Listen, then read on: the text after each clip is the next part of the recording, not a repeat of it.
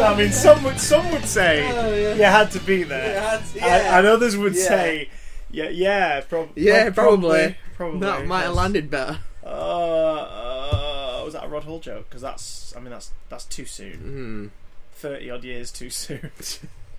Do you know how Rod Hull died? He was doing his aerial. He was fixing his TV aerial and he slipped off the roof. It's a tragedy. It's tragic, but it's also comic. Yeah, it's tragicomic. It's sort of perfect for an eccentric, weird entertainer. It's dramedy. I wonder how we'll die. I've seen the designs. Ladies and gentlemen, welcome to Big Damn Cast, episode 632. My name is Christopher. Daddy, would you like some sausage, Johnson? And my name is, oh my god, why don't I have 40 quid so I can buy that season 12 Blu-ray set right now? Watson. Yes. Yeah. Watson. Yeah. Do you know what? I also don't have that, and it is the reverse of reluctant this week because I would like. I want it so much. Set. Well, the reason I'm able to mentally get over the fact that I don't have it is just the fact that I've got those stories. So 90% of owning the box set I already have. Yeah. Which is having them. Yeah. I don't have Revenge of the Cybermen, so it's probably for the better. I used to have it on VHS. And I adored it. I mean, I love the design. The fourth one in there on that shelf. That's a thing. I love how they look in that story. It's a rubbish story. It's a terrible story. It's a bit. It's a great shoulder massage, but it's a terrible story. I mean, I love it, but I think I'm gonna have to steal your copy so I can rip it when we're done. I was going to say, I mean, I love it, but ... was what you wrote in the Valentine's card to me this year. Love it, but I love you, but please stop. Unhand me. Please stop. Unhand me, Squire. Hey, Matt, what pop culture news have we got to look forward to this week? Absolutely none. Seriously, guys, it has been barren. It has been barren. I should rephrase that. Absolutely none that we care about. Yeah. Well, there's one we can touch on, keeping in theme of Dr. Whame. Dr. Whame? Allegedly, BBC are sending top legal brass out to the States to get a hold of either the person responsible or the persons receiving some leaked footage of a new series. Whether this is related to the leaked footage that went out last week, we're not sure. Whether this is related to upcoming stuff for Comic-Con that maybe has gotten outside of the hard drive it was on. Yes. We don't know, but the BBC haven't confirmed, but they've definitely not denied it. And Chibnall does have a history of being very, very secretive when it comes to stuff. And the BBC can be litigious when they want to be. Yeah. And I think this is an instance where they would want to be. Absolutely. Were I the BBC, I would be sharpening my knives. My lawyer knives. My lawyer knives. My knives that are also my lawyers. Yes. I'll start a law firm, I'll start solicitors, and I will employ these two knives, and then I will use the knives against people who I would like to sue, but have nor the money nor the training to do so. So instead we'll just stab them with the lawyer knives. This episode of the Big Damn Cast is brought to you by Henry's Lawyer Knives. And it was formed... When you can't afford a lawyer, buy a knife. It was formed by two guys who were tired of paying extortionate prices for packs of lawyer knives in the supermarket, and instead they bought a factory and went direct to distribution with the finest quality lawyer knives. Are you in legal trouble? Do you need legal counsel but can't afford the fees? Cut straight through the middleman by cutting the other man. It's Henry's Lawyer Knives. You go to... I got a parking ticket and a fine for $500, but after I stabbed that parking attendant, I didn't have to pay it. You can go... I have to face life in jail now, but I don't have to pay the fine. You can go to www.henryslawyerknives.com and use the offer code BDC for 10 pence off your first pack. And not only do you get your first pack of lawyer knives, you also get a tie and polish pot. That's right, a tie and polish pot worth at least 50 cents. Euro cents, not American cents. Euro cents. Oh, God. Isn't it disturbing that we're already being sponsored by a fictional lawyer knife company before we are being sponsored by like fucking Sherry's Berries or Sherry's Berries? Blue Apron? Or, Can we get a Wix? Can I get a Wix on? You've got facial hair. Yeah. Where the hell is our freaking Dollar Shave Club sponsorship? Harry's Razors. Harry's Razors. Where is it? Well, I want to use a One Wipe Charlie. I've got facial hair and I don't shave. I do actually though. I do use razors. Me and my girlfriend, we switched to just instead of using like safety razors or I used to have like a Gillette multi razor thing. We just get now a bulk pack of razor blades and we've got a hold and we just switch out the razor blades. It's great. Snap! It's I thought great. you said a bulk pack of disposables. I was No. like, oh, it's still a lot of plastic. No, that's it's just the razor blades. Oh. See, my hair, the face on my hair, the facial hair I have is so dull and infrequent and not particularly thingy that I can make a pack of 4 Mach 3 top-up heads last about a year and a half. That explains a lot. Because there's just, like, there's nothing on my face. But then what do you use for your balls? No! I just stare at them until they recede. Just glare at my... Speaking of balls. Yeah? Oh, God. DC reveal the details of their upcoming DC Universe streaming service this week. Yeah, oh, nice transition, but also a little bit unfair. A little bit unfair. It looks pretty good. It's going to be full of loads of things they promise, kind of, definitely happening, maybe. That aren't available in the UK? Yeah, now that is the dumbest thing. The fact they didn't have a line in the opening press release that was, it won't be available on all territories at first, but we'll have more information on that soon. That one sentence would have saved them a whole lot of trouble. Mm-hmm. But they didn't include it. For those who don't know, what is the DC Universe? Is it an app? It's a DC Universe service? Proprietary streaming service. It's a service. It's a service. It will service you, and sunshines. It's going to launch with the Titans live action series, the Doom Patrol live action series, the Swamp Thing live action series, the Young Justice Outsiders animated series, and the Harley Quinn animated series. Not all at once. It's going to launch with Titans, and then the rest of them are going to filter through the rest of 2018 and into 2019. Yeah, I'm sure they are. I'm sure they bloody are. DC Entertainment Chief Creative Officer and co-publisher Jim Lee says, DC Universe is so much more than a streaming service. This is not how Jim Lee sounds, by the way. He's American for a start. I think he's Korean-American. I don't know. It's a welcoming place for everyone to immerse themselves in their own level of DC fandom with the epic characters, stories, and experiences they have come to expect from DC. We are investing in and creating original, high-quality shows, including the new Titans series, and curating the most beloved nostalgic content, while at the same time elevating the comic reading experience to new heights. Nothing this robust has ever been offered to fans before. So, basically, we're getting a bunch of shows. Maybe. Yeah. We're also getting a curated selection of thousands of comic books, including titles related to the service's streaming shows, which will rotate in selection. And you can read them on your big screen TV. Oh, man. Or, of course, you can read them on an app on your smartphone or tablet. But yeah. I'm not... reading them on the TV's not a bad touch. I'm not a huge fan of it. Also... Sorry, you just sort of devolved into whatever it was that came out of the primordial soup.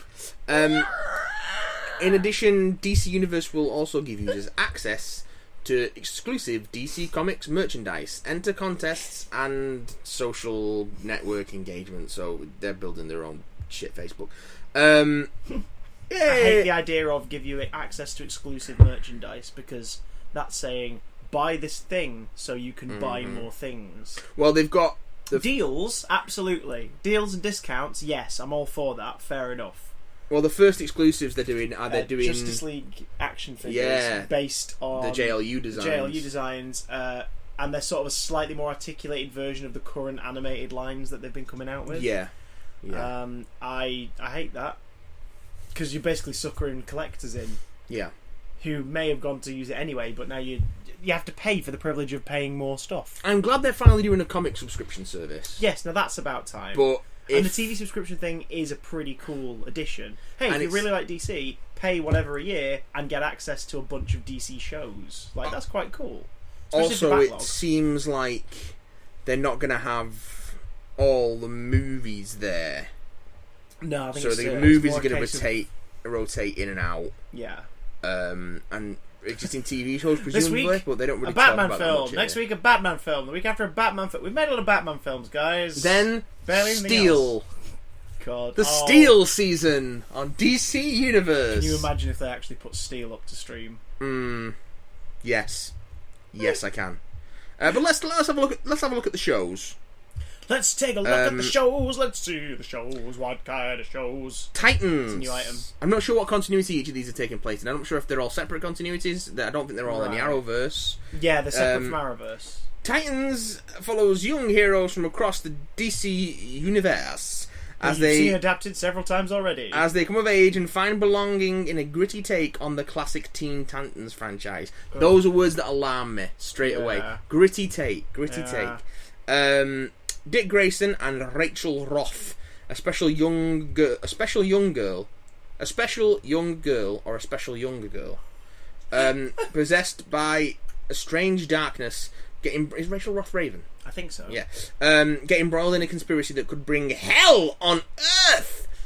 Joining them along the way are a hot-headed Starfire and the lovable Beast Boy. Together they become a surrogate family and a team of heroes. And these pictures... No mention of Cyborg. Interesting. No, Cyborg is mentioned in a different show. Oh. Outsiders. No. Oh. Doom Patrol is a reimagining of one of DC's strangest groups of outcasts. One of DC's... They've got 2 series coming up based on outcast groups. What the hell? Robot Man, Negative Man, Elasti-Woman and Crazy Jane. Led by the mysterious Dr. Niles Calder, they're called into action by the ultimate hero for the digital age, Cyborg. That's new. Right. Cyborg has nothing to do with the Doom Patrol, as far as I'm aware, in the comics. Banding together, these rejects find themselves on a mission that will take them to the weirdest and most unexpected corners of the DC universe. Swamp Thing. Wait, hang on. Was Doom Patrol live action? Yes, these are all live action. Okay, so we are getting a live action Cyborg. Live action, apparently so. How are they going to do that? I don't know. So it can't be set in the movieverse. They'll Unless do, they're going to they'll bring do Ray a Fisher swap back. over. They'll do a swap over. At some point, those two will cross over just so Cyborg appears in Titans. You reckon? I guarantee that. Because then it will tickle the nostalgia buds of the people who are already like, yay, yet another Teen Titans adaptation. It's almost like DC have only 5 or 6 stories. Swamp Thing follows Abby Arcane as she investigates what seems to be a deadly swamp-borne virus. Whoever copy-edited this fucking article on Newsarama needs a new job. Honestly, do they pay him for this thing? Because this is terrible. Journalism's not a thing anymore. Did you not know? We've got a reimagining of one of DC's strangest group of outcasts. Not one of DC's strangest groups of outcasts. It should be a reimagining of DC's strangest group of outcasts, or a reimagining of one of DC's strangest groups of outcasts. And then we've got a deadly swamp-borne virus. Swamp-borne, B-O-R-N, not swamp... It should be swamp-borne, B-O-R-N-E. Yeah, swamp-borne. Virus in a small town in Louisiana, but soon discovers the swamp holds mystical and terrifying secrets. When unexplainable and chilling horrors emerge from the murky marsh, no one is safe. Swamp Thing, I guess. That summary sounds nothing like Swamp Thing. It sounds generic. It sounds like the first paragraph of the pilot synopsis that the network reads. It sounds like an episode... Well, that's what these are. It sounds like an episode of The X-Files. But what I'm saying, these are all worded in a way that you wouldn't stick on the back of the Blu-ray. Do you know what I mean? Yeah. Like, they're worded in a way that is just to sort of make a network exec go, oh, okay, so it's a horror show. Alright, okay, alright, what's next? Oh, these are apparently DC's official descriptions for the shows. Swamp Thing's one of the most fucking romantic DC books. The spelling and talk about grammar. that. The spelling and grammar errors must be on the DC side. Not surprising. Now, animated shows, we've got Young Justice Outsiders. It features the return of the fan-favourite animated series, with a huge cast of DC's most iconic young superheroes, plus brand new characters, many of whom are just discovering their unique meta powers and special abilities. set against the backdrop of a rich, deep world that touches all corners of the DC universe. The season focuses on meta-trafficking and an intergalactic arms race for control of these superpowered youths. That makes sense, because Series 2 ended on a bit of a cliffhanger with a here's where we this might is go next. this is Series 3 of Young Justice, basically. Being held hostage behind a paywall and a subscription service. Yay! Now, to be fair, that was going to happen anyway, because they were in talks with Netflix for the longest time. Yeah. So this seems like maybe that ball got rolling, and then this DC service has come in, and Warners and DC have gone, actually, we'll take that, thanks, guys, and then found the cash somewhere to make it.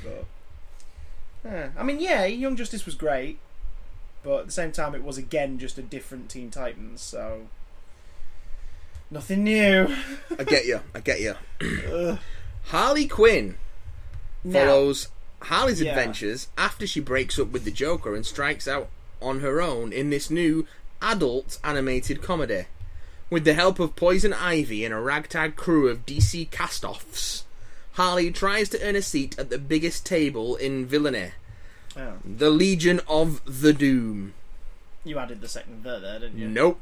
What? That's in the official show description from DC. Whether it's a typo from Newsarama's copy or if they've just taken it directly from DC's of the Doom. official descriptions, it's the Legion of the Doom. So either Newsarama can't get the name of DC's foremost evil team right, or DC can't do it, and Newsarama just copied it without correcting it. Now, this is based The on... Legion of the Doom. I know. God. The Legion of the Doom!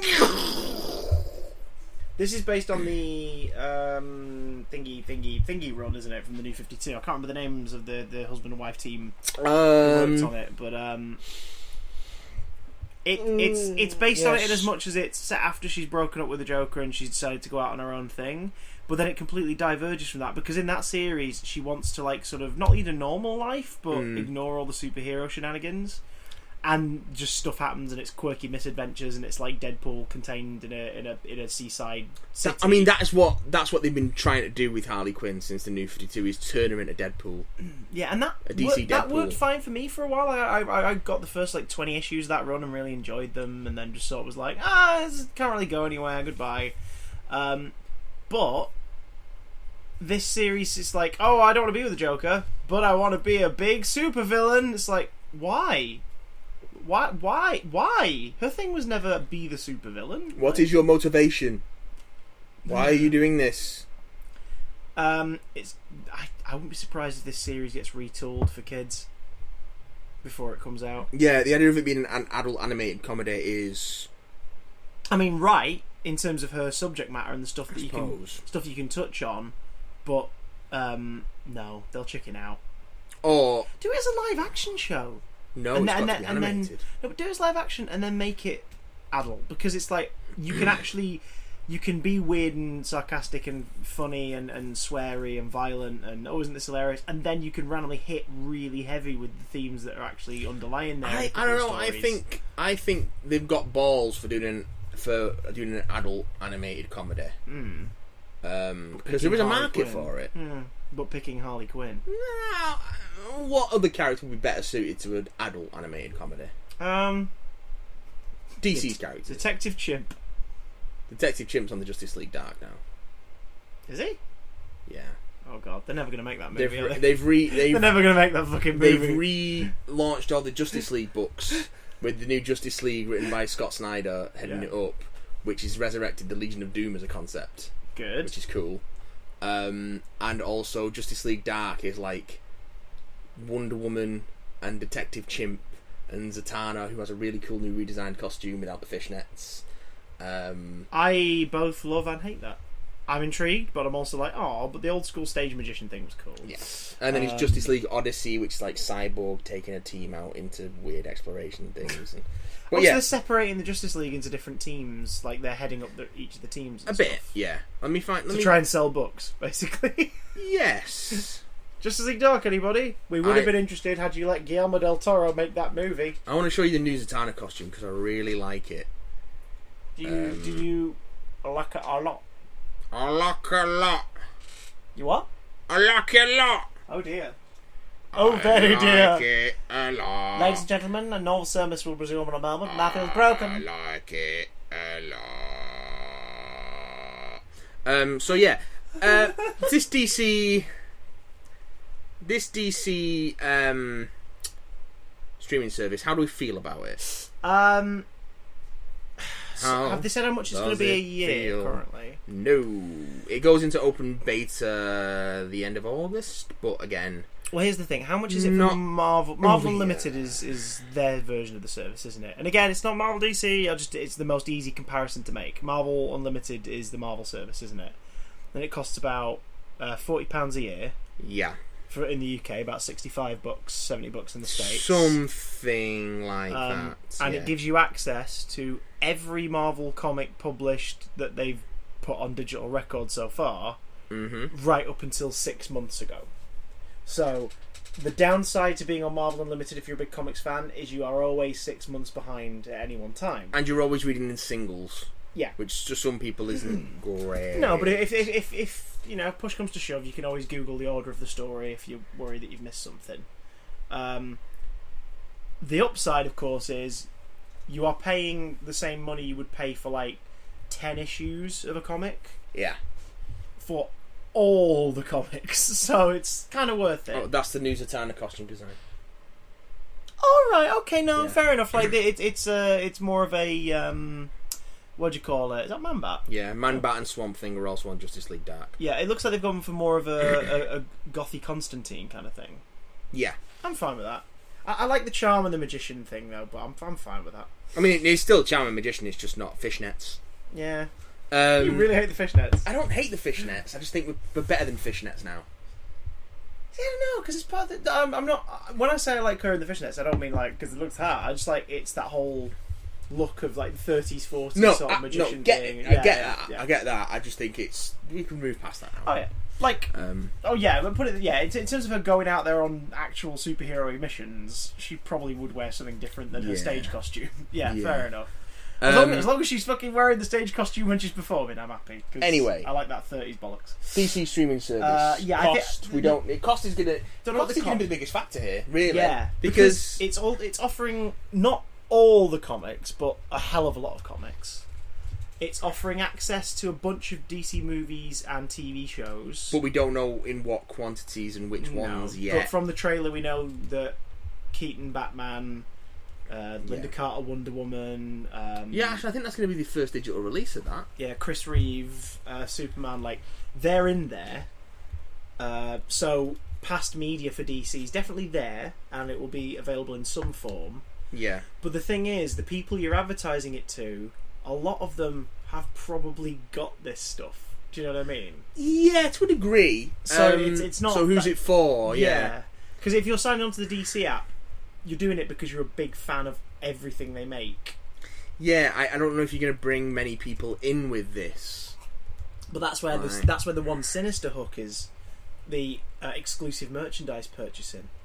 That's sinister to me. That's for the people who've already got all this stuff. That's what brings them in. Yeah. Yeah. But, I mean, but then it's like that's sort of like a paywall to buy more stuff. Yeah. It's just like it's not. It's loot boxes. it's DLC. DC DLC. I mean, the problem I've got. I bet they haven't even put Waluigi in there either. He is best boy. I played some Mario Tennis. He is best purple skinny boy. I played some Mario Tennis Aces on the Switch this weekend, and I played exclusively as Luigi, and it was Waluigi, and it was great fun. Did he gesture towards his crotch many times? Oh, he's such a dick. Anyway, but not defined by that. There are too many proprietary streaming services happening.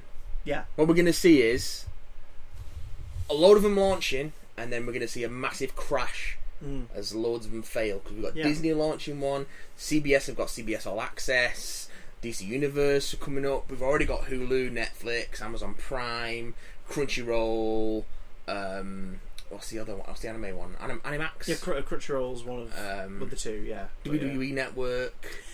Here's the thing with all this stuff. Really, Netflix was the first like big one that really got the ball rolling. Amazon Prime, I would argue, is Amazon Prime in terms of worldwide service is its only sort of obvious competitor / contemporary. Yeah, and especially in terms of commissioning original content. Yeah, like there's Netflix and Amazon Prime at the top. Yeah.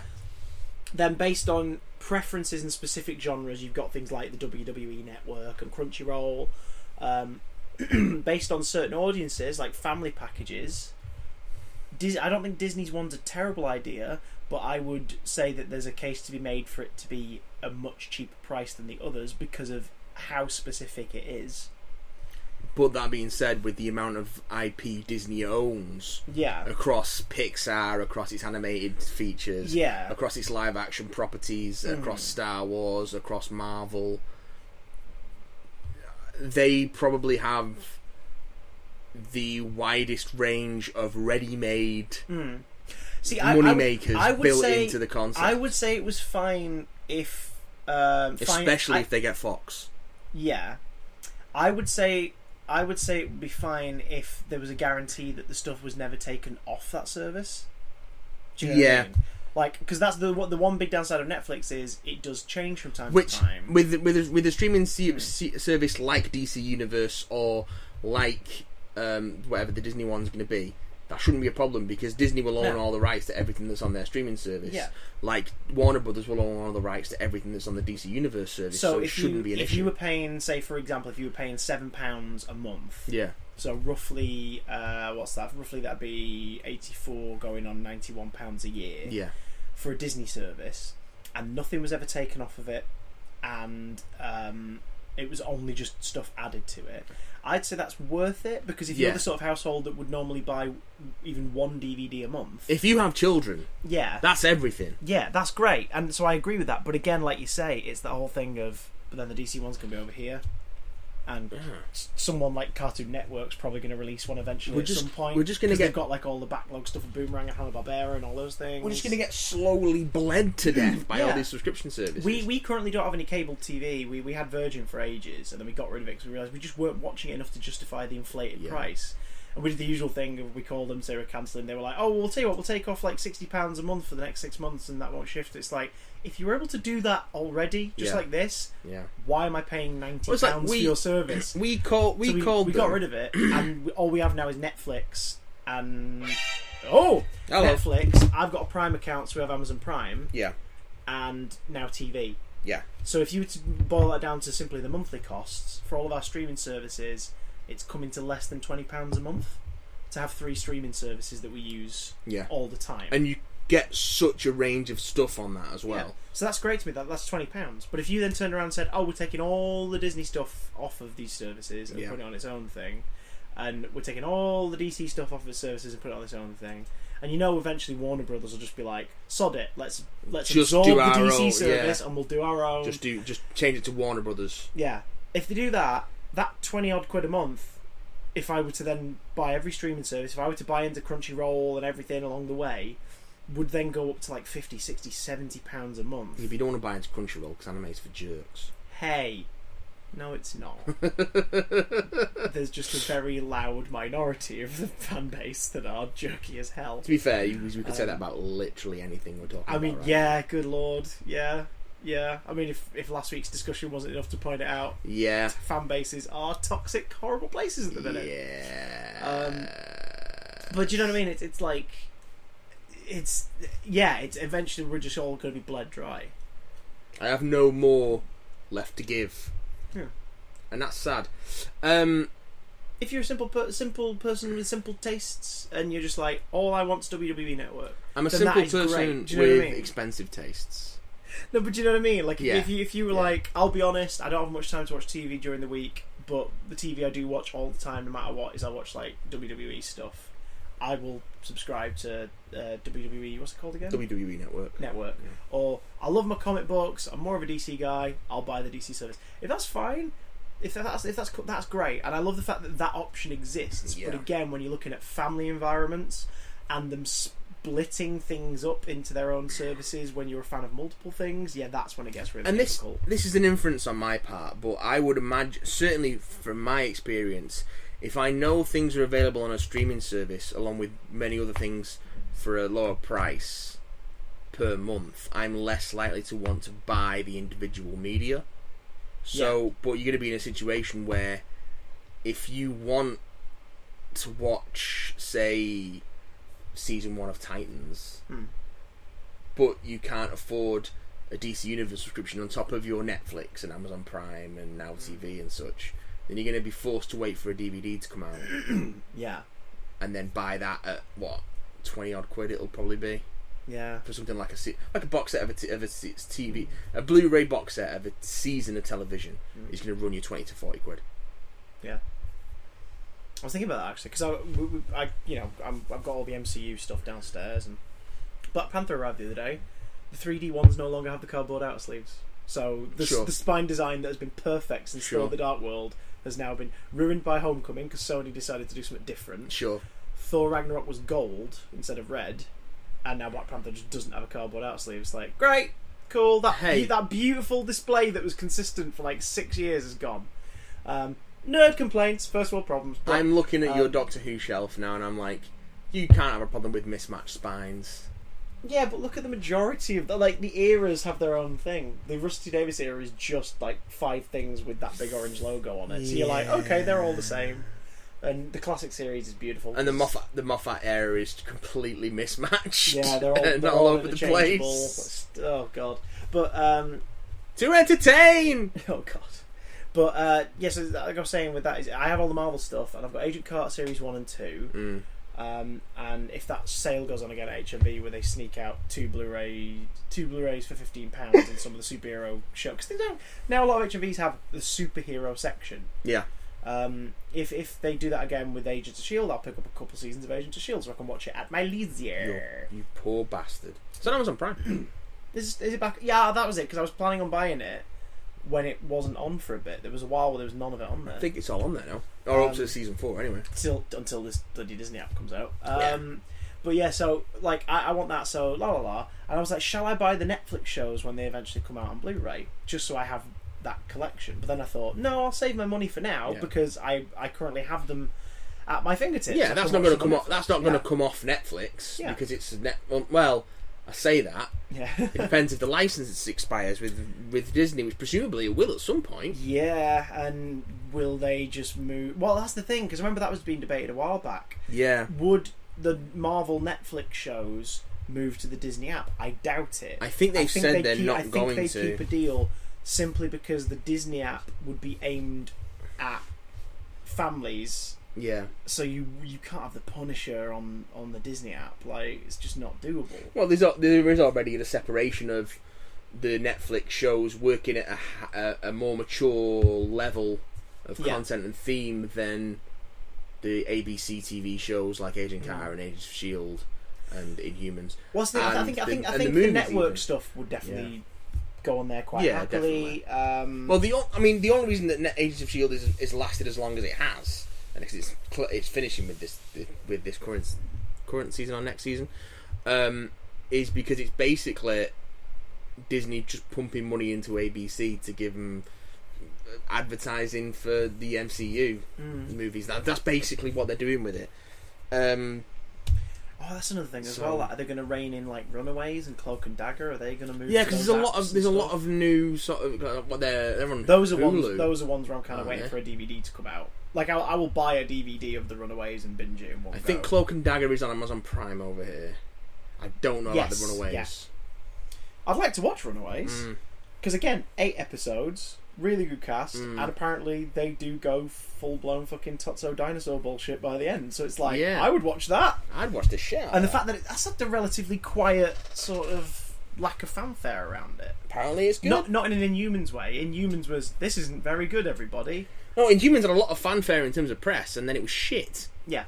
I mean, it I've not seen it it. didn't have like the critical fanfare. There was never any critical fanfare. Oh God, no. There was quite the opposite. Whereas it seems the stuff that's good but not for everybody just goes by as is, like Runaways and I assume the first couple of episodes of Cloak and Dagger. Oh my God, we're at a point where we have a Cloak and Dagger show. Yeah, and it's not enough. I'm bemoaning it. I want more. Right, here's some freaking. As we've segued from DC to Marvel. All right. Here's some Marvel sort of news that came out that ties into DC quite nicely. Okay. So DC have got this history at the minute of announcing movies, either proper announcements or producers or directors saying, I've just begun work on this, everybody. And half those projects are either dead, dying, or have gone quiet. Up in the air. If you'd like to see, there's a wonderful video on it by Mr. Sunday Movies that they did recently. That's an extract from one of the Weekly Planet episodes where they look at a list someone wrote on Twitter of all the DC movies announced but currently no news about. Yeah. And it's about 12. Well, it's what? The Flash? It's the Flash Green Lantern and the Corps. Flashpoint Paradox. Those are listed as two separate. Oh, fucking hell. Because it was the Flash, then it was Flashpoint, and now since there's been news of it being the Flash, so you have to assume that both options are in production. Yeah. Green Lantern Corps, The Batman, which would be the start of a trilogy, which is happening, but once again, it's in, like, we don't know who's in it. It's not written officially because it keeps being changed. Matt Reeves is apparently directing it, but has also not signed on yet to direct it. So he's in talk. Do you know what I mean? So it's like it's probably going to happen in some way, but they've announced it and they've not got it yet. Aquaman's shot. Aquaman's happening. That's coming out in October. First trailer in the next couple of weeks at Comic-Con.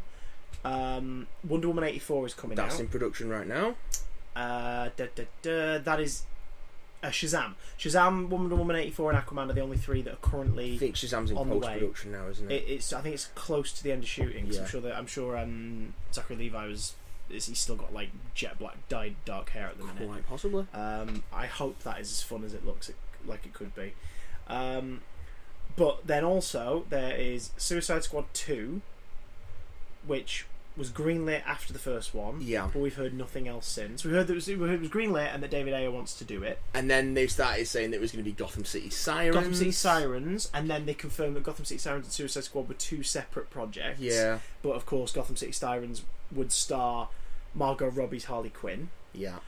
Then they said that they were doing a Harley and Joker movie. And when asked, is that like part of this? They were then confirmed, yep, it would be Margot Robbie and Jared Leto, and it's about them. It's like, right, okay, because I thought you were maybe gonna like take Harley out of Suicide Squad, go off of the end of Suicide Squad, and turn that into the Sirens movie, where maybe the plot is Ivy and Selena, two former friends of Harley's. What, these things are supposed to have plots? No, but like see her with the Joker and go, oh shit, no, we can't let this happen again. And it's a story of friends trying to. It's basically your typical like relationship, rom-com girlfriends like looking out for each other kind of stupid thingy movie, with the twist of it being about three villains and a psychopath. Clowns, yeah. Like you could do something interesting with that, but they of course they won't. And then Harley wouldn't be in Suicide Squad 2, and you just bring back Will Smith for Suicide Squad 2 to be like your poster person. Yeah. But then they confirmed that Harley is also in Suicide Squad 2, and that the Joker probably will be. We've now had confirmation that Martin Scorsese is indeed producing a Joker movie, which is an origin film, but separate from the Jared Leto DCEU Joker. Oh, I'm too tired for this Set in the shit, 80s. I really am. Set in the 80s, about the gangster who becomes the Joker. So, Batman 89, we've seen it. I can't handle this. Yeah, and... Oh, no. A week ago, they announced that they are definitely going ahead at the minute on production of a Joker movie starring Jared Leto. Just pick a direction and go! But this is where this week it got even more interestingly complicated. Okay. Because it's not the only comic book movie Jared Leto is now apparently attached to. Oh yes, I saw last this. week, Amy Pascal, in her infinite air quotes wisdom, announced that they are carrying on. They are anticipating Venom will have a wonderful reception, and they are carrying on with their Spider-Man titles, because Sony own the rights to Spider-Man and his supporting cast of characters in terms of movies. They have a deal with Marvel to tie him into the MCU, but Venom is based on what Amy Pascal said in interviews during Homecoming's release, and based on Kevin Feige's reaction during those interviews. Venom is set in the MCU, but it's not an MCU movie. Like, it's not essential viewing, keep this in the collection, you've got to watch this to see it cross over. Like, it's just going to not contradict the MCU. Saying it's which not is the best way to viewing. do it. Not saying it's not essential viewing is a great way to sell your movie. No, in terms of, yeah. But do you know what I mean? Like that's Yes. fine. That's like the Netflix Yes. shows. Like hint at the bigger universe, but it's separate because it needs to be. Because it looks like they're making a more adult. Venom's going to get edited down to a PG-13, 12A. Of course it is. That's who they're marketing to. Or are they marketing to the people who were 13 in 1997? They're marketing to Avi Arad because it gets his dick hard. We Ah. talked about this. He's the only one who gives a fuck about this movie. He's the only one who pushed for it to get made. Venom makes his dick hard. Avi Arad. Venom makes his dick hard. Avi Arad. Venom makes his dick hard. And Carnage sticks a finger in his anus. Ooh. Anyway, so sell them toys. Blood starts pumping to his What dick. toys? When was the last time we had a Venom toy? Oh, they've just released a new wave of Marvel Legends, all symbiote characters, and Typhoid Mary. And one of them is I wish I one hadn't of them is fucking asked now. one of them is a Venom based on McFarlane original look Venom. Oh. The Builder-figure is just a bigger Venom. Okay. The Builder-figure's just him with his teeth and tongue and big muscles. Is it going to be? Is it like Matt Gargan Venom? No. Oh. See, that'd be clever. But no. down Down there I've got the Marvel Select Venom from a few years back. You're pointing at a giant. You're pointing at the Dalek Supreme. This is the only Venom you'll ever Oh, see. he's hiding. There he is. That's perfect. There. Oh, that's a good Venom. That is a good Venom. I sold all my other Venoms on eBay because I was like, I don't need any other Venoms. That's perfect. Very veiny and fleshy. He comes with swappable And the Venom as well. He comes with swappable small fists and a swappable head that looks like the McFarlane one. So you can have him be because that's like the Bagley early 90s Venom. His bloody the edge of his mouth is by his ears, where his ears should be. Yeah. Exactly. That's a good Venom figure. It's a good fucking Venom. Welcome to our audio podcast where we describe action figures. I'm fucking opening the rest of the box now. Okay, now we've done it. Oh no, he's not in here. He's in the other one. I've taken his hand off. What have you done that for? So I could give you a hand. Oh, Hey! that's terrible. That's terrible, and you're going to pun hell. Oh, honestly, everyone thinks he's bad, but he's harmless to me. Oh! Hey! But anyway, so it's Venom sells toys and they're going ahead with Venom. But Amy Pascal mentioned that they are indeed going ahead with other movies. One that we were told about was something called Silver and Black. Which is that's the reaction I had when I heard about it. Oh, I'm putting his Eddie Brock head on.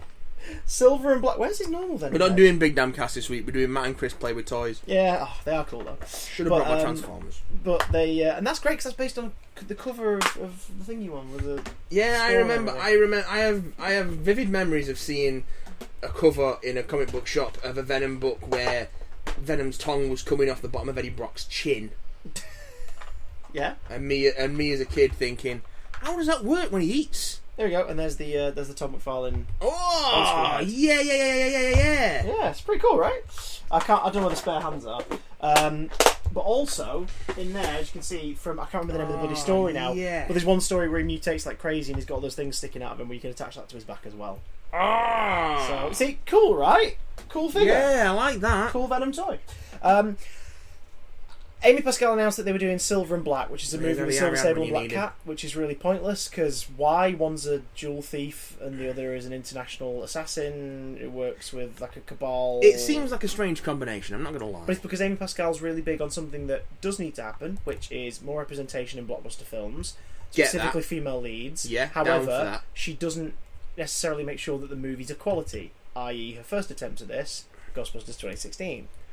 Yeah. She just gets them out. She just puts them out there, and that's how this happens. And it's like, no, that's more damaging than anything. I'm not sure that's the case because I think I would give people. I say that. Well, that's yeah. I want to say that I give people enough credit to be intelligent enough to know that the reason why Ghostbusters 2016 wasn't great wasn't because it was women. Like that's not the problem with that movie. So it shouldn't stop you from commissioning more female-led action movies, horror action movies, absolutely like comedy action movies. But it's coming from the trigger finger of the same person who put it out there, and her entire thing for that movie was just make a Ghostbusters with ladies. That was all she inputted. I want Ghostbusters with girls.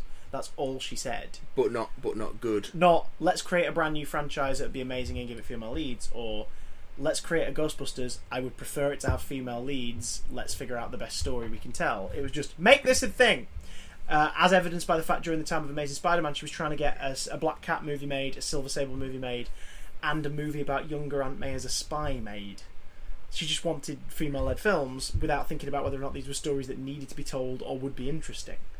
So Silver and Black could be terrible, it could be great, but based on like the churning out nature of Sony's arm of the Spider-Man stuff, it's probably going to be rushed and not too brilliant. The long arm of the Sony Spider-Man. They've announced another Spider-Man movie this week. Yeah, I saw this and it made me smell. Morbius the Living Vampire. Sure. Now, I like Morbius. I like Morbius' solo series from about 5 years back. It was very short-lived. It was meant to run longer, but it was really good for what it was. Morbius is fine. I like the character. Different writers and artists do different stuff. There's a silent issue of... it's mostly silent issue of, like, I think it's Peter Parker Spectacular Spider-Man from, like, 12, maybe more years ago that I've got somewhere, where he's depicted more like a Nosferatu-esque, like, sweeping...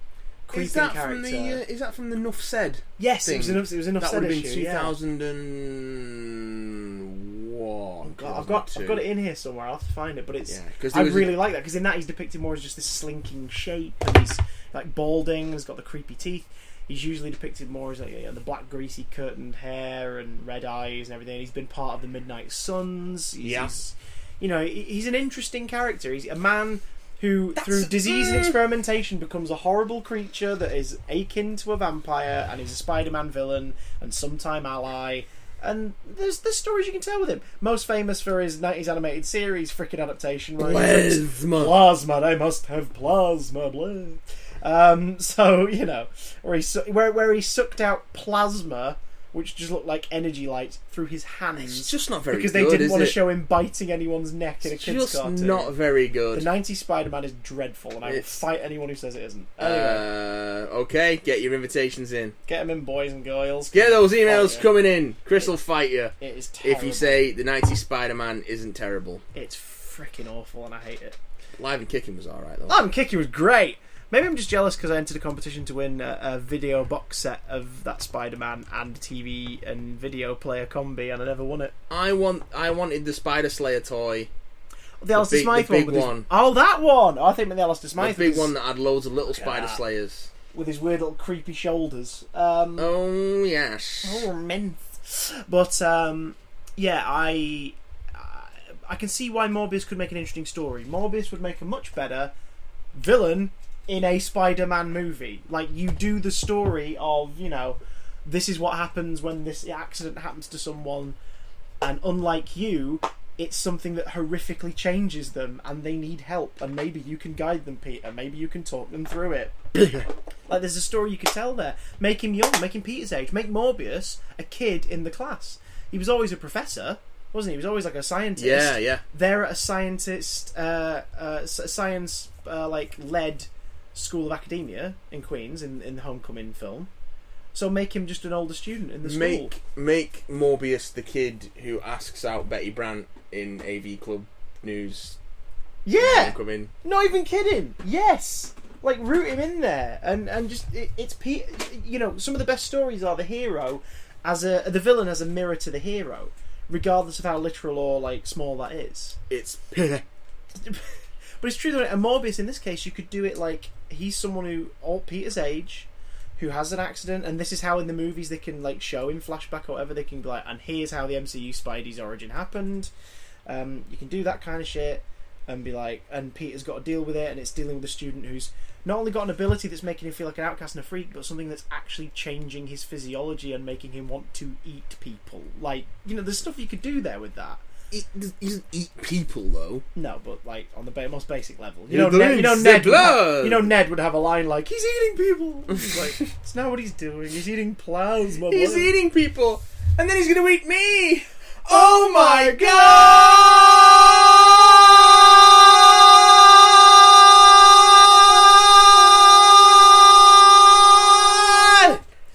Apologies if you're listening to this on headphones. But you knew what you were getting into when you pressed play. You poor oh god. So that there's an interesting story to tell there. That's obviously not the story they're going to tell because it's a solo movie. And the reason I brought this up in the first place, they announced who they're in talks with to play the role of Morbius. Jared Leto. Oh, that cunt. Now, rewind in your brain. Forget Jared Leto's Joker. Forget that character exists. Forget that interpretation. We never saw the. I mean, that's fairly easy because it's pretty fucking forgettable. Go back to before we saw that bloody photograph, even. Yeah. Forget about the Joker. If you'd have said to me several years ago, during the time of Amazing Spider-Man, because the Amazing Spider-Man franchise was still on the roll, hey, we're thinking of doing a Spider-Man movie, not solo, Spider-Man movie, with Morbius as the villain, and Jared Leto playing Morbius. I'd be like, okay, I'm up for that. That was because that's interesting. He's an interesting actor. I just saw him in Dallas Buyers Club. He was really good. I would be love to say that around the time of Amazing Spider-Man 2, because I was aware at that point of how much of a garbage fire fucking idiot that man is. Yeah, true. Hey, but he's on tour at the minute with his whole bat. Oh wait, no, just him and the drummer. Pre-recorded guitar track instead of getting touring musicians. There's someone to join just them. off the side of the stage that you can't see. Oh, so they do have touring musicians with them. A touring musician. That is really get them on stage. No, get them on stage. It's the Jared Leto show. Although that new single's really good. I forgot what it's called now, but that was quite good. Is it though? Yeah, it is. It is. Can you honestly? I ain't buying a Fall Out Boy album anymore, but I like. I like Last of the Real Ones. With a straight face and no doubt in your soul, come to me and say, "This 30 Seconds to Mars song's pretty great." How would you word it like that? Can you actually say that to me? No. I will say, they're not terrible. They're not bad. They're not terrible. That's the best review you've ever given. But a truly great 30 Seconds to Mars song does not exist. That being said, truly great Jared Leto performances do exist. As much as the man is fucking insufferable by all accounts, he can fucking act. Yeah. I'll give him that. He can act. It's just a shame that he chooses not to in so many of the films he's in. God. Morbius. A Morbius solo movie and also Jared Leto. I just can't think of any two things that I want together less. To be honest. Well, I can think of a few things, but nothing that is gonna... There's no two things I want together less that don't cause me bodily harm. Oh, fair enough. Let's put it that way. Oh, God. Just to avoid any suggestions of what I should do to myself in comments / Twitter / emails. Speaking of which... should we do some emails? Let's do some emails. Because I am actually flagging. Yeah, Matt is knackered. I'm so sorry. We're recording this at, what is it, like 3 o'clock? Quarter to 4 now. 4 in the afternoon. In the afternoon, on the Tuesday of this coming out. You've been up since 4 working. Yeah, and I was... working like a dog. I didn't get to bed till after midnight. Jesus, so yeah, I'm no sleep. It's because you've been staying up inserting razors into razor frames all night. It's because I've been staying up inserting razors into Jared Leto's makeup eyeliner removal pads. Jesus, when? No. Oh my God. No. Oh. I would never do that. That's horrible. Oh, but you need to write a horror film now. That's a horrible one. You need to write a horror film now. That's a horrible and off-colour. That was a terrible thing to say. Speaking of horrible and off-colour terrible notions, thing to say. Well, we do have an email from Tom Monte, so we got some. Yeah, boy. Speaking of terrible things to say, what filth has Tom Monte spewed out of his tiny fingers onto his keyboard of sticky joy? Oh. He says. Oh. Some of this was answered last week, so. All right, no worries. That's all right. We can repeat. He says, "Dear to the Christopher and Matthew." Ooh. The Legion of the Doom. Thoroughly enjoyed Big Damn Live last week. If you are reading this a week later, well, it's last week, week before last. Would love to see more in the future. And that's the whole email. He just sort of trails off in ellipses. No, he goes on to say, have you heard of the Doctor Who Series 11 leaked Episode 1 clip? We have. Have you watched it? We did, and we discussed. I have watched it and we are disappointed. I like Jodie Whittaker from what I've seen, but don't really know what to make of the new Sonic Hopefully it's only temporary. What do you make of the Sonic if you've seen it? It looks like a Sonic. I think people are going... I do quite like it, actually. After a week of having it be in my brain, I'm like, do you know what? Yeah, it looks alien. I think people are just going, it looks phallic. It's like every Sonic screwdriver looks phallic. Oh, it's got 3 settings. Especially fucking Matt Smith. Jesus, that thing extended and opened it. It looks like a fox's penis. It looks like a speculum. Friend of the show. It's a space age Friend speculum. of the show, Guy Lambert, and he can deny this all he wants. Once upon a time. So the week of the new series coming out, had a close encounter with the fox's penis. 2010. No, I'm going to hurry up and tell the story so you don't start to form disgusting mental images. I'm sorry. The series comes out 2010, and around the week of release, we were live on CBBC in the mornings, and I think that was the first time where they were releasing merch for that series before that series came out. Yeah. And it was a few things. It was like notebooks and stuff like that. But one of them was the Sonic screwdriver, which then became a tradition. Every new Sonic screwdriver was available to buy before its debut on screen. And Matt's came out. So I bought one from the BBC shop and put it on the desk during the live mornings. Like I had a cup with pencils and pens in it, and I stuck the Sonic screwdriver in there. And I'd already brought my Tenant one and put it in there as well, so I was like, there we go, they're both in, and we'd faff around with it, this, that and the other, and just before we went live one time, Guy whispered into my ear while I was playing with the Sonic screwdriver about to go live. I was just holding it and he went, it's barbed, isn't it? Like a fox's willy. And then we went live. I hope you remember that, guy, because I bloody well do. I had a smirk on my face that, like, if you watch the link back, you'd be like, what's he so happy about? It wasn't. I was just trying to contain my laughter. It's like a Sonic screwdriver. That's what it looks like. Yeah, I do like last week I was saying, I wish they were a bit more basic, but to be honest, it's fairly basic. Like I say, compared to Matt Smith, Jesus. It looks like one of those like buffers you put in your nose, not the trimmers, but you know, the little one that just sort of swirls round and clears it out. Good. I'm glad you went there with it. At least it doesn't look like a speculum.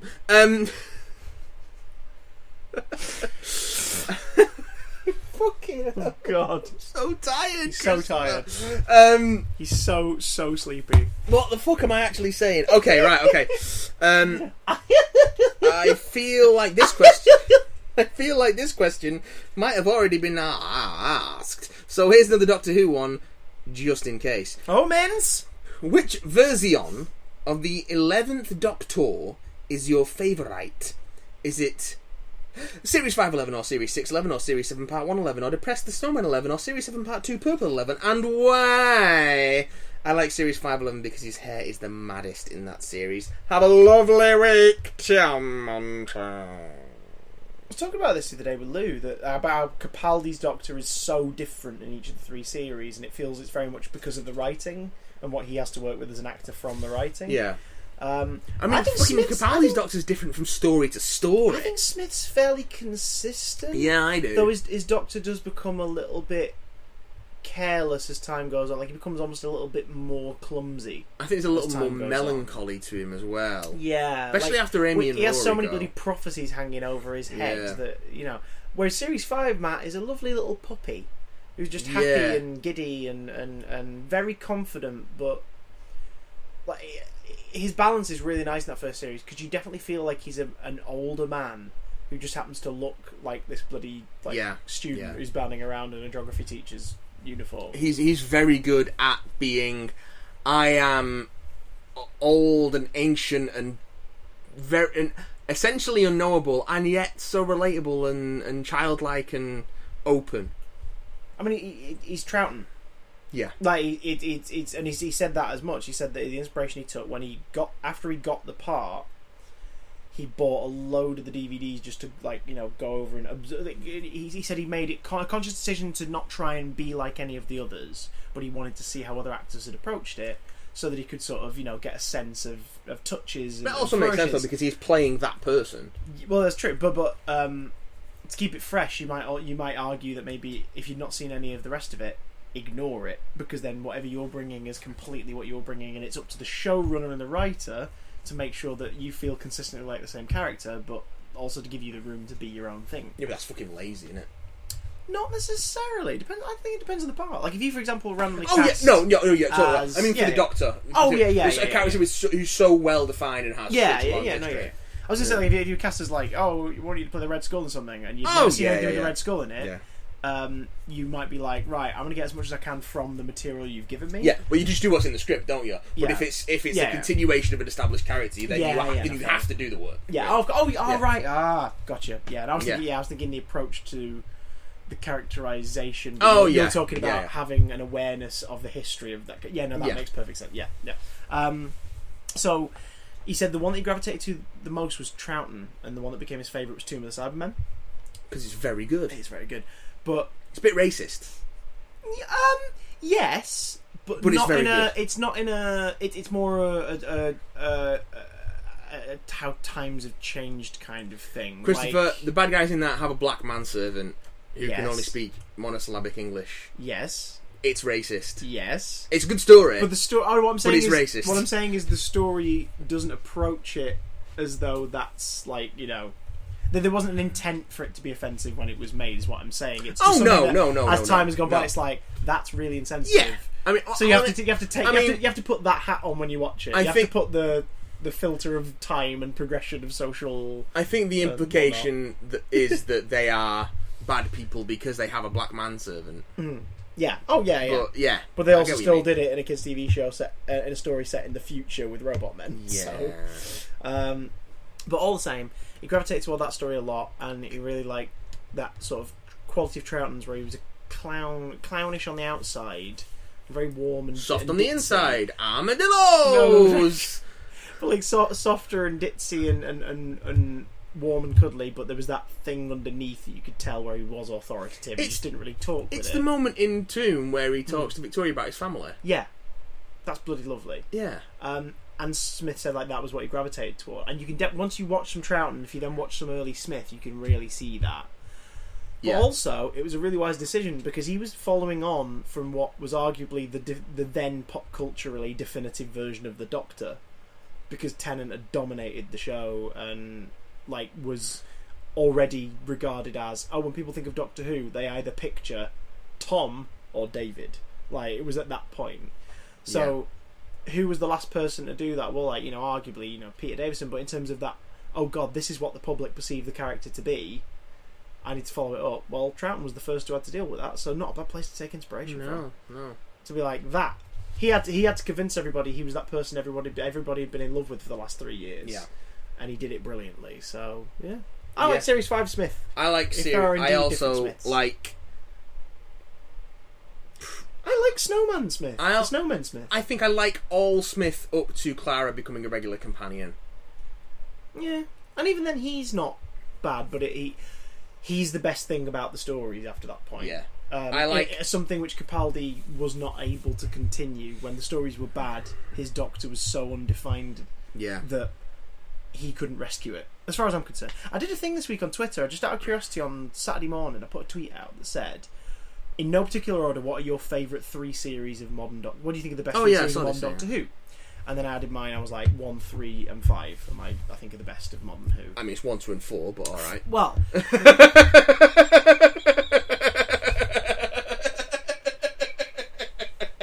You know full well that my favourite run of the show in Modern Who is that first 5 years. So you know that 2 and 4 and the specials are in my book. Oh yeah, I'm just saying it's 1, 2, and 4. But just in terms of the consistency of the stories and the stuff that I think is really good, it's 1, 3, and 5. 5, I would argue 5 is a bit weaker than Series 4.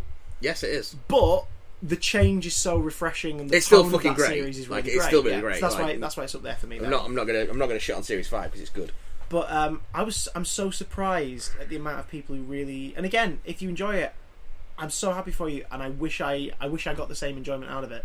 I just don't fathom it because I think it's definitely the weakest in the modern era. But I'm so surprised how much love there is for Series 9. Oh God. Yeah, it's like the most commonly, and some people have said like, yeah, I know, in their comment like, I know I picked 9, but I really enjoyed it. And it's like, don't apologise. Don't apologise for enjoying it. I don't understand it. I love that you enjoy it. I'll never get it. It's like whenever I watch Lucy play The Sims, I'm like, she's like, look what I've done. I'm like, I don't get it. I'm so glad you're happy, but I don't get it. Eventually, I'll get round to revisiting Series 9, and then I might get it. But at the moment, I don't get it. I don't get it. I don't think there's a single story in Series 9 I really like. I'm in that weird camp where I did enjoy Sleep No More. I know that's sort of seen as like a no, why would you do that? There are problems with Sleep No More. There are definitely problems. Once again, in terms of weird marginalising of minority, like with one particular character, the character played by Bethany Black, who is just sort of a like blank slate asexual grunt, and it's just like, this is weird. And monsters made of sleep from your eye. The moment you realise that, you go, what? And the execution of them is weird, but the thought behind them is really creepy. Yeah, it's like it's a mishmash. But I also like the storytelling device of Shearsmith's character telling the story in logs, and then at the end you realise that the whole thing was a trap to frickin' spread it to whoever finds the transmission. It's a trap. Which, so basically saying, hey, you at home watching, you're screwed now. I love that. But that had already been done by Dead Air, the 10th Doctor audio, which I've talked about before. Yes. About 5 years prior. And it had already been done by Blink.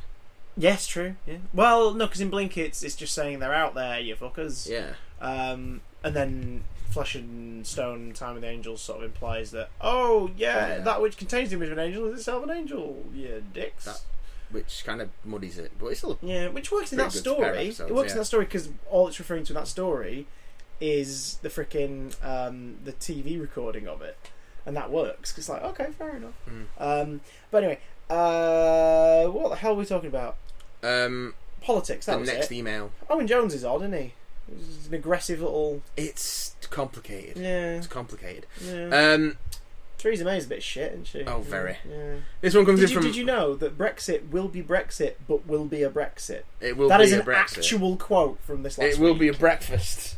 Breakfast of champions. Fucking, if I could stop it, I would. Step in and go, guys. Hey, do you mind? This one comes in from Lewis. Guys, hey, do you mind? This is a long... He's got a point. And then they just ended. This is Lewis's long one. And he says... Greetings. I say. I'm very late to the party, but happy anniversary! It's been a joy listening to you fine folks, week after week. Along may big damn cast reign. That was terrifying.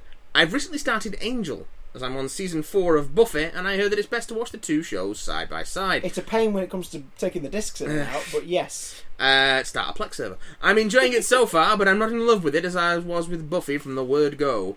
What are your non-spoilery thoughts on season 1, and does it get better? Yes. Yes and yes. In fact, when you move into the second half of season 1, you will notice it's a completely different show. You will miss certain elements of the first half of series 1, but you'll appreciate why they make the decision they do halfway through series 1. It's a completely different show. It's called Forever Night, and it actually ran in the 90s on the Sci-Fi... No. Cheeky bugger. No, it does. It definitely improves. I mean, I liked it to start with, but... Weird parallel, though. It's the more adult spin-off of a very successful show. 45-minute long primetime show, yeah? And the second episode of it, to almost prove that it's an adult spin-off, features a demon that transfers from host body to host body, killing the previous host, through sex. Are you talking about the Next Generation in Deep Space Nine? No, but that's the plot of the second episode of Angel, yeah? Yeah. I know where you're going with this. You know exactly where I'm going with this. I know where you're going with this. Doctor Who gets an adult-aimed spin-off called Torchwood, and to prove that it's adult, in the first 5 seconds, a policeman goes, fucking Torchwood. Fucking Torchwood. I remember watching that on a TV on holiday, just going, alright. Yeah, that was okay. That immediately turned me off the show. So there we go. I'm just like, oh, they're just going to swear a lot. The second episode is co-written by Chris Chibnall, and it's about an alien that transfers from body to body or drains energy from other bodies through sex. And that really turned me off the show. It's a terrible episode. It's not good. It's a terrible episode. It's not good at all. Series 1 of Torchwood, though, contains what I think is the second best Torchwood thing ever, and that's Countryside. I always thought you were going to say Sidewoman. He's the new showrunner, folks. No, Countryside is good. Countryside is great. Here he comes in a ruddy Countryside. Countryside is good. Countryside is great. Countryside is good. I like Countryside on my plate. That's yes. Those are our thoughts on Series 1. Angel's great. Stick with it. Also, I rather enjoyed your brief chat about double dipping on movies. I have shamelessly owned the Spider-Man trilogy 5 bloody times on home video. Home video? I bought the 3 films separately on Blu-ray. then the box set, then the new box set, then the steelbooks, and then they track down the original DVD releases to be complete. It probably won't be the last time I buy them because 4K. Yeah, if they ever come out in 4K, I'll have to buy them again. In this case, though, those 3 films are some of my favourites of all time. Yes, even the third one. They taught me a lot growing up about power and responsibility, and for me, Toby will forever be my favourite on-screen Spidey. I can't believe that the masterpiece that is Spider-Man 2 is over 14 years old. I know. If you were able to take that away from those Spider-Man movies, then I think that shows that they were very good adaptations of Spider-Man. The Man of Spiders. The Man of Spiders. The Spider of Men. Yeah. Children of Men. Yeah. Because I think... There you go. There's a DVD copy of Spider-Man 3 for you to enjoy. Oh no! I will rip it to my Plex server when I get home. It was in my pile of stuff to put on eBay, but I kind of feel like I want to be like our email chum here. Okay. Because if you look, as you've seen behind there, I've got Spidey 1 and 2 on DVD and the first Blu-ray release. So, Christopher, I can't accept this kind gift. Oh, all right. Can I open it?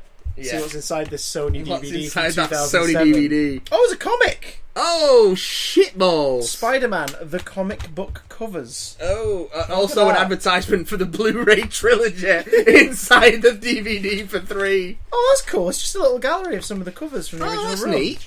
That's nice. What else we got in here? Oh, it's a book of adverts. There's Venom again. His stupid face. A book of adverts for American Airlines. Freestyle cruising. Are there any coupons in there? Lastminute.com. Win an amazing weekend in New York. Win one of 4 trips to the Big Apple. Visit lastminute.com/Spider-Man 3 now. Oh god. Prices based on departures in January, February 2008. I've just stumbled across something. What? So, I think it was you who told me about Cheesy this, actually. Bites from Pizza Hut. I think it was you who told me about this, actually. Do you remember the Jonathan and Paul Ross competition?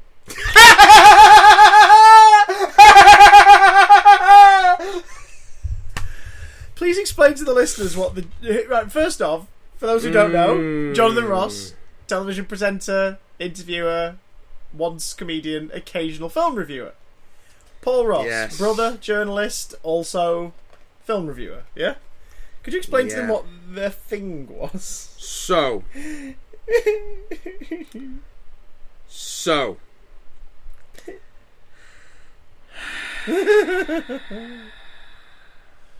Oh, God.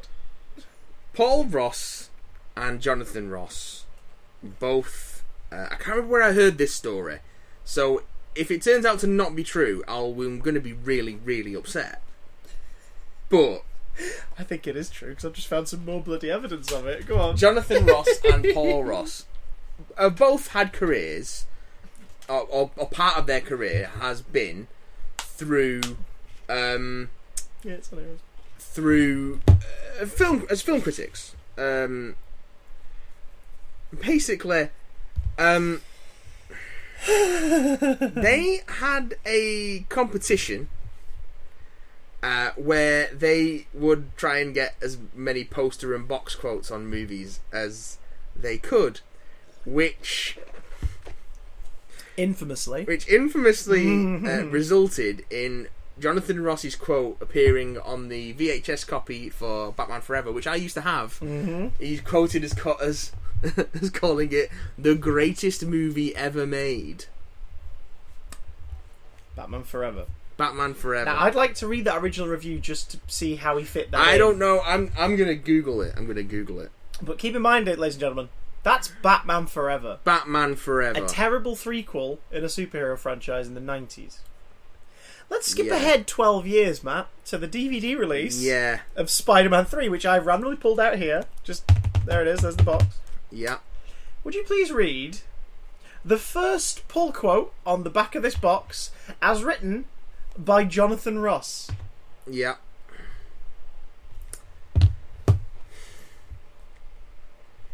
Not just the best Spider-Man, but also the best superhero movie. Spider-Man 3. Spider-Man 3. Spider-Man. Trois. Spider-Man. Oof. Tres. Spider-Man. Dry. Ooh. And also, the front cover pull quote from the Evening Standard: one of the most enjoyable films of the decade. Wow. Yeah. Wow. Wow. I need to return to the email because I can't quite get my head around that. That is bad. But not a bad trilogy to own many copies of. No.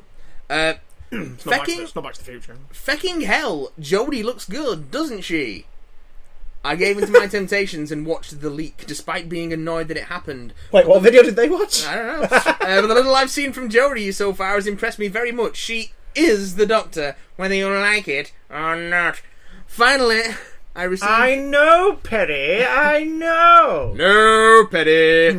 Finally, I received my copy of the Season 12 box set a few days before release, and man, is it a thing of beauty. Absolutely gorgeous, and I'd love to see the other 25 seasons of Classic Who get the Blu-ray treatment. And that's all from me, and goodbye! I think that is the plan, isn't it? Is to do them all as Blu-ray sets, because it's the collection Season 12, isn't it? Yeah, I mean, I think they've ambiguously called it the collection in the off chance that they never get around to it, so that it'll always be seen as, about 10 years ago they released 6 of the classic seasons on Blu-ray.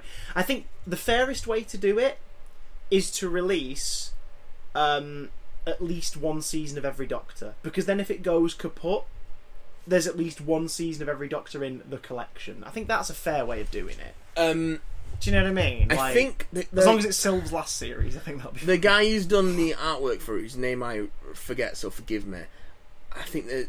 I can't remember if he's mentioned it or if... Is it suggestion... He's... Or if somebody guess. suggested it, that he's... Tom is... No? Oh? No. The guy who's done the box set is like... as mentioned... Either he's mentioned or someone's inferred from something he said that he's got 5 more artworks prepped. Right, so they've already said these are some of the ones we'd like to do next. Yeah. So we'll commission you to do the artwork. I can't remember the source for that, so I'm not sure if it was from him or from someone else inferring from his words. But rumor are he's got 5 more artworks prepped, and I think the restoration team, again, I can't remember the source for this, have said that they can probably afford to do 3 or 4 of these a year. Oh, Christ. Okay. But if they do, that'll probably start next year then, I imagine. Yeah. This is a water testing period. Yeah. But from what I can tell, the sales have been very good. Yeah. Big pre-launch, big build up to it. Good Doctor to pick for the launch of it. I would not be surprised if the next one we see is a Pertwee. Yeah. And I would not be surprised if the ones or Hartnell Season 1. That's a lot of stories to contain. I would not be surprised if the earlier seasons get pushed towards the back of the range in case they find missing episodes, especially because the rumour is that they've got a lead on at least 2 more. And also because I think it'll be interesting to see what they do with reconstructions and animations and such going forward. I think that's why they've not called it the complete collection. Yes, because technically it will never be complete. Because even if by some miracle we find a box with all the missing episodes of Doctor Who that were sold to other countries, the Feast of Stephen won't be in there. Yeah, and we will never. And a very Merry Christmas to you at home. We will never get that wonderful moment. It exists somewhere though, doesn't it? No, it's the only episode known to have been completely destroyed because it was never sold overseas. I've seen either that. The ending. Oh, the clip. I've seen either that clip or a screen grab of it with audio somewhere because I can picture it so vividly. He's in the foreground. There's images of it, and he just sort of looks out and he tilts the glass at the camera, and it's like there's images of it. So yeah. And a very Merry Christmas to you. They're kicking me off the show. And I bet in the gallery they're just like, "Fuck's sake, Bill!" Was it said not to say that. Was it improvised? Apparently, the story goes that he was not supposed to say it, and he did it against the producer's wishes. Oh wait, so it had been written down. No. He just did it because he wanted to. Do you know what? Fair enough. Yeah. Fair enough. He knew the show better than they did. It was what, series 3 at that point? Yeah. It was the middle of Dalek's master plan. Yeah, so series 3. In the middle of death. The viewers have supported and loved the show for 3 whole years. There are loads of children watching, and it's at the very end of the story it happens. So it'll break their tiny minds and make them go, oh, Doctor Who wished us Happy Christmas! Yeah. No, do you know what? Doctor Who wish me a Happy Christmas! If Wotan can freaking call him Doctor Who, he can address the camera and say hi to the kids at home. Doctor Who Capaldi does it at the start of freaking Listen and no one complains. Plenty of people complained. Yeah, but they did it as pre-credits, so it sort of works. It feels like a narrative decision wraparound thing. That works for me. I like Listen. Mull on that. I have, you're wrong. This one... You're wrong for liking it. This one comes in from George. Not Jorge. Jorge. And he says... The sluttiest of the cow feed. Greetings, boggling dream campers! Hope you're both well. I write to you as I have just received my copy of Doctor Who Season 12 on Blu-ray and rub it in! Can't wait to see the glorious Tom in all of his power. You're right there. I would also like to say your work has inspired me and my best mate to start talking about all the random shit we like in a podcast and our own content. Really excited to start and hope you boys would give us a shout out when we start. It would be much appreciated. Absolutely. If you are out there, when you've done an ep or two, let us know. As with everybody, if you're doing a podcast or anything, if you've got a couple out there, hit us up and we'll totally throw you a bone. Once it's up and online and released, then we'll give you a single. That is awesome, problem. Dudes. Do it, enjoy it. It's the most fun you can have with your clothes off on a microphone, so no one can see that your clothes are off. I'm not sure that's entirely true, but I'll go with it. I may or may not be rubbing Spider-Man 3 against my not touching that copy again. Kriak. Don't worry, no particular questions about Doctor Who this week, so save your reluctance for another day, boys. My reluctance has just given up at this point.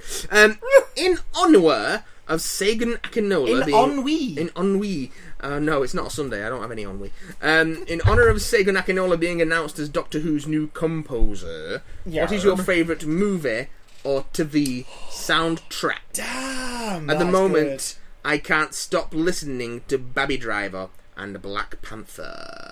Oh, wait, is that the album or the soundtrack? Because that makes it difficult, you see. Are you counting soundtrack Black Panther's the same thing. The Black Panther, Baby Driver's the same thing. Yeah. All Edgar Wright movies, the score and the soundtrack are the same thing, basically. If we're talking, like, strictly score, I think probably... well, that's tough, actually. It is tough. Oh, God, that is... Oh, Christ alive. It is tough, isn't it? I like Man of Steel's score, actually. I really like Man of Steel's score. It's the only Man of Steel thing I own. Which is a terrible shame, because the movie doesn't live up to the score. But I think Hans Zimmer's Superman theme is really good. It's pretty great. Oh, alright. My favourite score is the 2-0 Chelsea. No. My favourite score is that is a really good... See, if we were more topical, we could have done this weeks ago. I had to slip it in. And the joke. If it was down to my favourite score, it's probably the 2004 Thomas Newman score to Lemony Snicket's A Series of Unfortunate Events. Ooh. It's really good. Like, it's freaking gorgeous and atmospheric as sin. And because it goes through the first 3 books, the suites feel like completely different movies, but they also feel like part of the same whole. So you realise that those two deviations into book 2 and 3 in the film feel like their own thing, and it's really, really, really, really good. As for soundtrack, I mean, Baby Driver is great, but it was preceded by Awesome Mix Volume 1, and that's going to take some beating. However, Prince, the Batman album, yes, is so good. Yes, because it's just a Prince album that has the weird, subtle influences of being attached to a Batman movie running through it. Also, Bat dances on it. Ooh yeah, ooh yeah. I want to bust your body. I'd like to. Vicky Vale. Want to bust that body right. I want to bust that body tonight. It's probably not one of the best because it's just full of cheesy crap. But the soundtrack album that had the most formative effect on me as a young man was, of course, Transformers the movie. Because it's just so wonderfully cheesy, like out there hair metal nonsense. It's pretty including special. A terrible, cringe-inducing like hair metal version of the Transformers theme, which the lyrics to which are the plot of the film. Yeah. And it also includes Dare to Be Stupid by Weird Al Yankovic, Which is of course, great. of course. And 2 Stan Bush songs, because Stan Bush. Oh, Have you got the man. touch? I've got the power. Good, I had to check. When all hell's breaking loose, I'll be right in the eye of the storm. God damn. We need to movie night that. need to soon. movie night that. It's so good. How does the Blu-ray version look? Does it look good? It looks gorgeous. Yeah. That's been a tradition. I'm gonna have to figure out a different Transformers thing to get you for your Christmas or your birthday at the end of this year. What about scores? I'm I'm trying to think about scores. John Williams' Superman score's pretty great, and not just because the central theme. The rest of the score's quite nice, but obviously has a standout central theme. Howard Shore's Lord of the Rings scores are incredible, absolutely incredible. Frick, John Williams, Phantom Menace. Because you get all the classic Star Wars sweet flavour, but then you get the stuff that's very much unique to that film. Although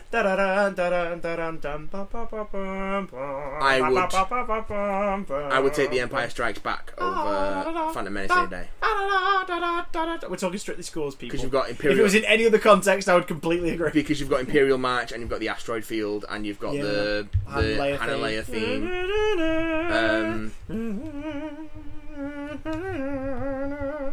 It's when the series really hits proper space opera stride, and it's because of that soundtrack. Yeah, okay. Also, any of John Carpenter's scores. Yes. Oh fuck yeah. But then again, Duel of the Fates, man, for Phantom, is pretty damn powerful. Christopher Young's score for Hellraiser is Yeah. gorgeous. Yeah. Oh, It is Christ. absolutely gorgeous. Oh, Philip Glass's score for Candyman as well. Really? Yeah. I've watched that in years. Oh, so good. So good. The soundtrack album to UHF. We got it all UHF. And in honour of Tag hitting cinemas this week, what are the best and worst films based on true stories?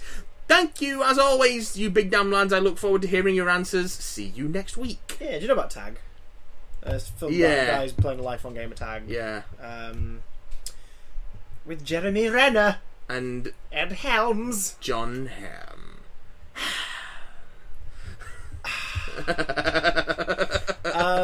Oh god.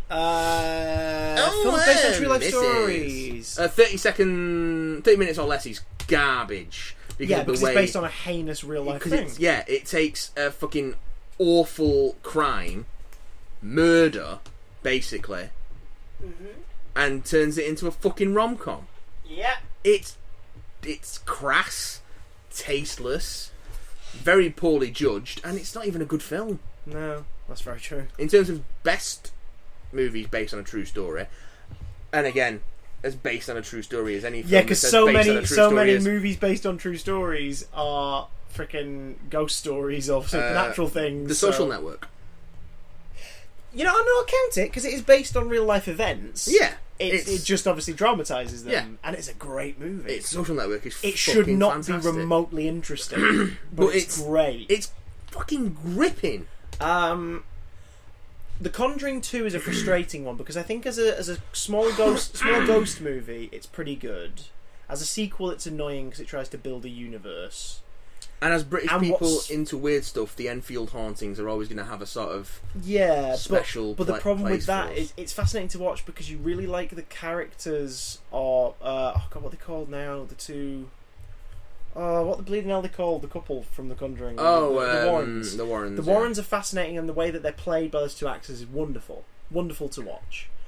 but they are not involved in that real event as much as they are in the movie. No. The movie turns them into the main characters of this story, and it's really weird, and it sort of removes the horror of Bill Wilkins a bit by suggesting Bill Wilkins was being forced to do what he was doing by another entity that had something to do with the Warrens, and it's like, that sucks. So I find that a compelling based on a true story movie because it's so annoyingly inaccurate. But it's also based on something that probably didn't even happen really. Did you see the Sky?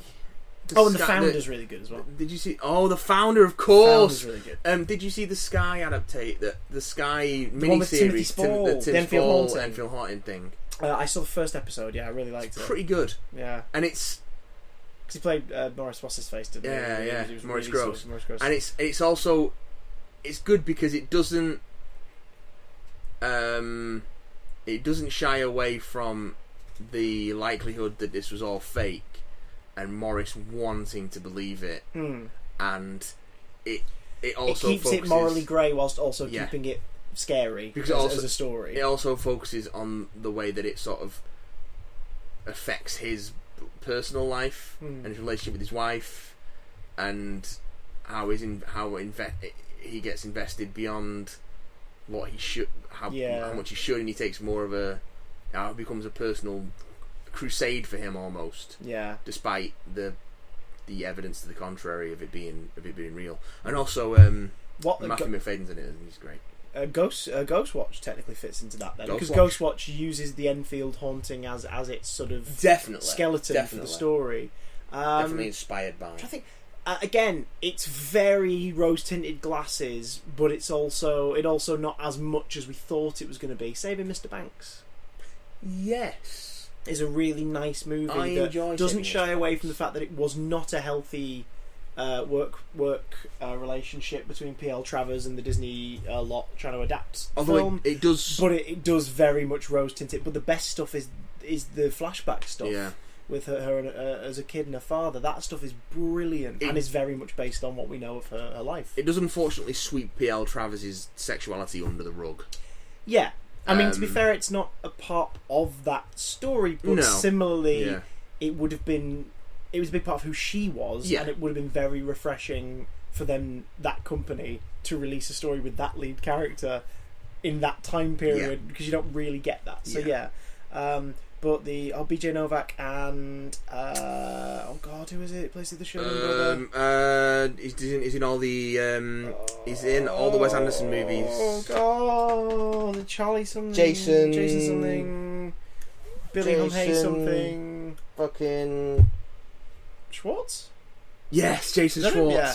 They're really good as the Shermans. Yeah. And Tom Hanks is freaking great as Disney. And I like the fact that they even managed to sneak in, as much as obviously the company would allow them, a reference to the fact that he was a heavy smoker and that was what would eventually kill him. Yeah. Because when you first meet him, he's putting a cigarette out really quickly in his office, trying to make sure no one sees it, and it's like, good, you didn't shy away from it. Yeah. Well done. Because it was a big fucking part of his life at that point, and it was the thing that ended his life. It's still idealised, but it's very rougher than you'd expect it to be, which is nice. Yeah. What about, tell you what, let's chuck one more in. What about a film that isn't necessarily based on a true story, but uses something that was real, like Ghost Watch did, uses something that was real to as like a springboard into a story? Doesn't count. You can't have it. You can't have that. Like Spinal Tap, for example, would fall under that. Like it's very much like that era. Let's entertain it. Alright. Spinal Tap. This is Spinal Tap is a good one. Rockstar. Rockstar? The Mark Wahlberg movie where he becomes the singer of a band that he's a mad fan of. It's basically a fictionalized retelling of the story of, what was his name? Owens something. Tim Ripper Owens, who became the lead singer. Who was the lead singer of a Judas Priest tribute band, who became the lead singer of Judas Priest after the departure of Rob Halford.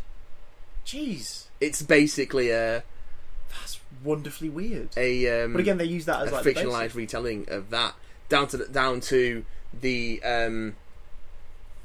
lead singer of the band. I think they call it. I think it's Steel Dragon or something like that.